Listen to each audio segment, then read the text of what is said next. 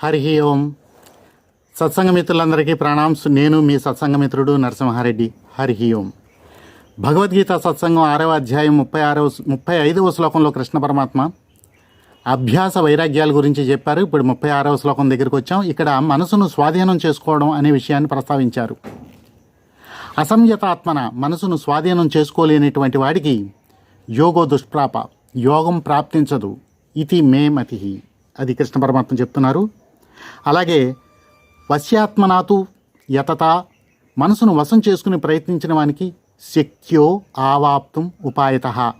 ఆవాప్తం అంటే యోగాన్ని పొందటానికి ఇది ఉపాయము, ఐడియా, అది సాధ్యపడుతుంది అని చెప్తున్నారు కృష్ణ పరమాత్మ. హరి ఓం. ఇది అప్లికబుల్ చేయడానికి నా దగ్గర ఒక సామాన్యుడిగా ఆలోచించిన మీదట ఒక చిన్న ఐడియా ఉంది. అదే హరి ఓం. మనకి వే ఆఫ్ లైఫ్లో, వాక్ ఆఫ్ లైఫ్లో మనకి ఎదురుపడే వ్యక్తులు, సంఘటనలు, భావనలు, వీటి మీద మనం ఆల్రెడీ డెవలప్ చేసుకుని ఉంచుకున్నటువంటి నెగిటివ్ పాజిటివ్ ఇంప్రెషన్స్, ఆ ఇంప్రెషన్స్ మనసును పట్టుకుని బంధించి కొద్దిసేపు మనకి ఏమీ తోచనివ్వవు.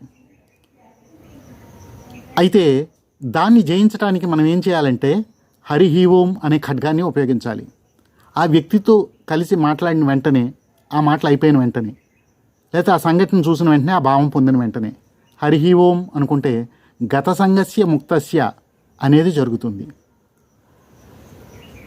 తర్వాత మన ఇన్నర్ స్పేస్ తోటి కాంటాక్ట్ అవుతాం. మనకు ఒక ఐడియా ఫ్లాష్ అవుతుంది.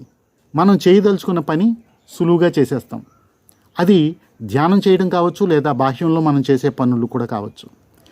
దీన్ని ప్రాక్టీస్ చేయడానికి ఒక టీని ఉపయోగిద్దాం. ఓ గ్లాసుడు టీ దగ్గర పెట్టుకుని హరి ఓం అందాం. అంతవరకు ఉన్న ఆలోచనలన్నీ కూడా బంద్ అయ్యి గత సంగస్య ముక్తస్య అవుతాం. ఇప్పుడు we have to put our more concentration point on our tea.